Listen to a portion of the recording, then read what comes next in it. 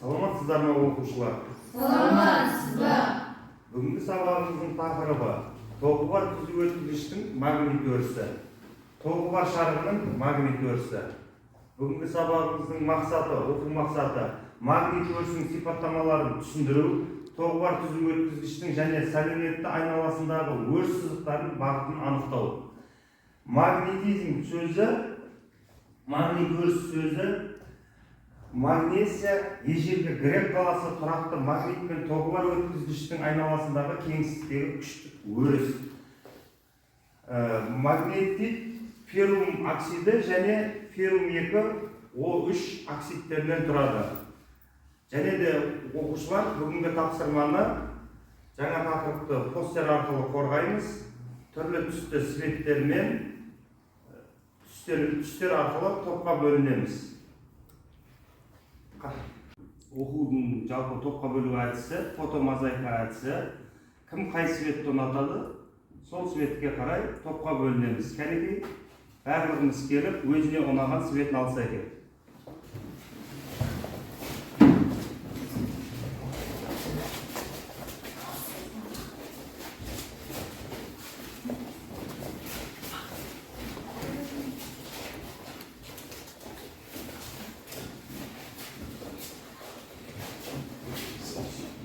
Біздегі бірінші топ тоқшы кәміл апартаға келіп отырамыз. Бірінші партамызға. Екінші топ магнит өрісі. Магнит өрісі арғы партаға жайғасамыз. Және де үшінші топ оң қол ережесі. Жалпы топқа бөлініп алып балалар. Бүгін оқушылар бүгін жалпы жаңа тақырып бойынша 3 топқа бөлінді. Бірінші топ тоқшы, екінші топ магнит өрісі, үшінші топ оң қол ережесі. Жалпы сіздер тоқшы туралы жазсаңыздар, бірінші топ, екінші топ және магнит өрісі туралы жазсаңыздар, үшінші топ оң қол ережесі туралы қысқа анықтамалар жазып шықсаңыздар. Ал оқушылар кешегі өткен үй тапсырмасы табиғи магнит өрісі, тұрақты магнит өрісі деген тақырып бойынша үй тапсырмасын еске түсіру мақсатында сұрақтар қойсақ. Міне сұрақтарымыздың бәрі белгіленіп тұр. Біздің заманымызға дейін 6 ғасырда грек ғұламасы Фалес магнит тасы туралы алғашқы жазба дерек қалдырған. Магнит тасы грек тілінен аударғанда магнитес летос, латын тілінен аударғанда магнитес. Әлемдегі ең ірі магнит кеніштерінің бірі Қостанай облысындағы Соколов-Сарыбай кеніші. Тұрақты магнит дегеніміз магниттердің қасиеттерін ұзақ сақтайтын денелер. Кәнекей оқушылар, магниттің қанша полюсі бар? Жауап беретіндер бар ма? Кәні, тұрамыз, Азамат. Магниттің 2 түрлісі бар, оң және сол.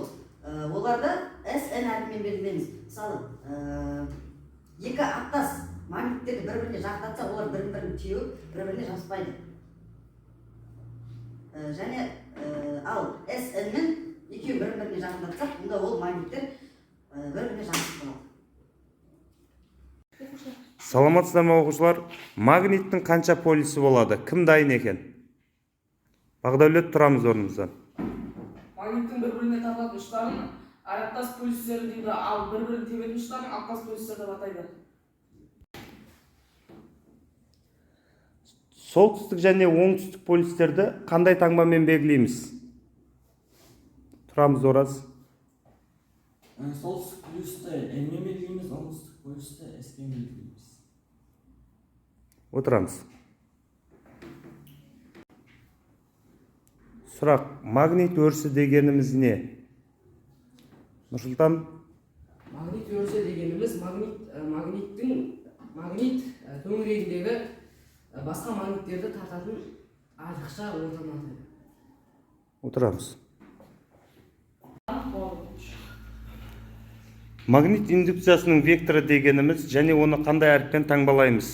Кім айтады? Тұрамыз, еңлік. магнит өрісінің вектор дегеніміз магнит өрісінің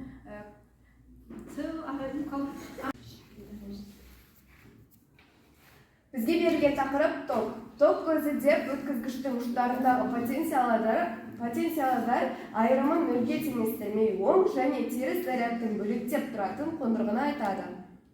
Ток күштеп бірлік уақытта өткізгіштің көлденең қимасының өтетін зарядтардың мөлшерін айтады. Электр кернеуі деп өткізгіштің бөлігіндегі потенциалдардың айырымын электр қозғалтқыштың күштің қиындысын айтады. Ток күштінің өлшем бірлігі амперметр. Бүгінгі біздің тақырыбымыз магнит. Магнит 6 ғасырда Фалес грек ғалымы алғашқы магниттер туралы жазба дерек қалдырған. Магнит тасы, магнитлі тіс. Магнит өрісі деп магниттің төңірегіндегі басқа магниттерге әрекет ететін айрықша ортаны айтады. Магнит индукациясын В әрпімен белгілейміз. Магнит сөзі Франциядан мақсат деген сөзінен аударылады. Магнит литий секілді ферменттер бар. Магниттің құрамында алюминий, литий секілді ферменттер бар. Магнит индукциясы В әрпімен таңбалаймыз.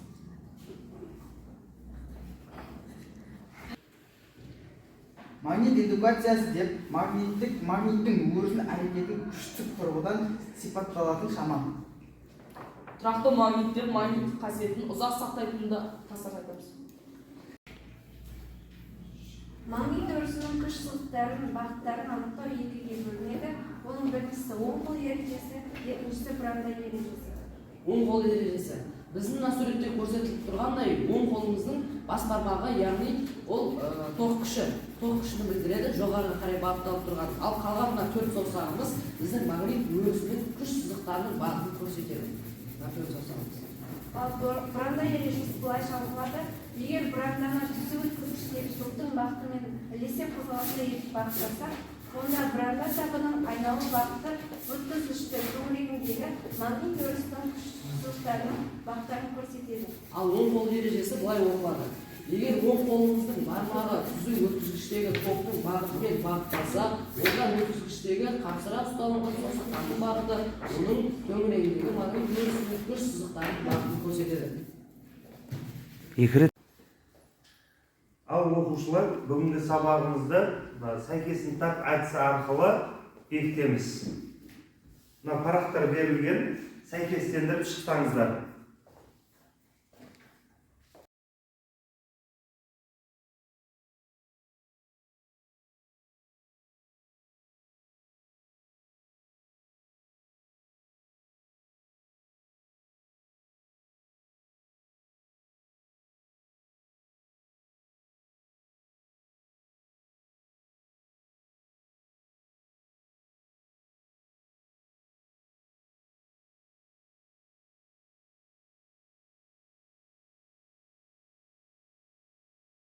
Ал оқушылар, тапсырманы орындап болған болсаңыздар, жауабын тексереміз. Кәнеге? Ал жауаптарды тексеріңіздер. Біріншісінің жауабы Г, екіншісінің жауабы Б деген сияқты. Кәне өздеріңіз тексеріп шығамыз. Дұрыс болды ма екен? Электр тобы. Магнит өрісі. Сіздер ше? Ай, жарайсыңдар. Ал оқушылар, бүгінгі тақырыпқа байланысты бірнеше есептер шығарып көрсек. Бірінші мынада интерактив тақтаңыздан тақтаны қоссақ.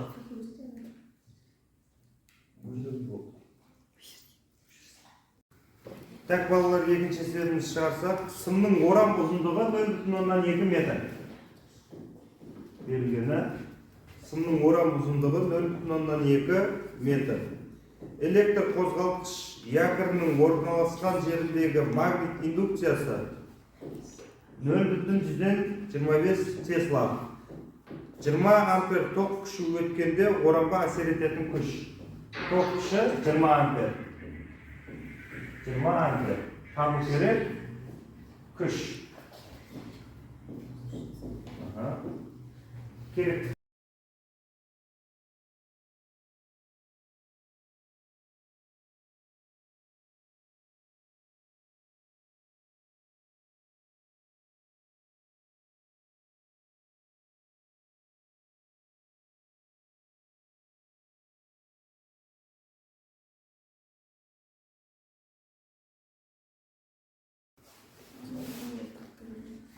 Индукциясы оңға қарай бағытталған 4,2 Тесла біртекті магнит өрісіндегі ұзындығы 14 см, тоғы бар, түзу өткізгіш бойымен 30 ампер ток ағады. Өткізгішке әсер ететін ампер күшінің шамасы мен бағыты.